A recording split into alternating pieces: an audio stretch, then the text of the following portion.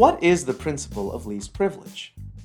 The principle of least privilege refers to granting each user only the minimum level of access required to perform his current tasks.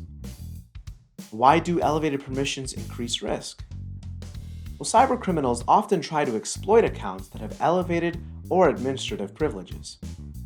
If a cybercriminal gains access to a privileged account, he may be able to install malware on critical devices, access or steal confidential data, and gain control of many systems on the network. So why is the principle of least privilege beneficial? First, it reduces the cyber attack surface. By limiting the use of administrative privileges and the data or systems that each account has access to, the potential damage is reduced if an account becomes compromised. Second, it reduces the spread of malware. When a computer is infected, it can do less damage and has a lower chance of spreading that damage if the current user has limited permissions.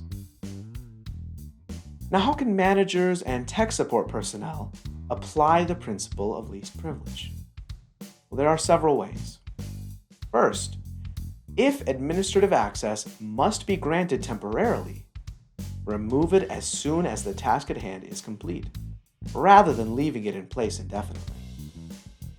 Second, everyone, including managers, should have the least permissions needed to carry out their work. Of course, be reasonable so that overly strict permissions do not obstruct the workflow. Third, review all group memberships and permissions at least annually. Be sure to check user access to data, including the levels of permissions, and adjust when necessary. If a person changes positions or leaves the company, remove access to previous data and resources promptly. And finally, take particular care to limit access to confidential or sensitive data.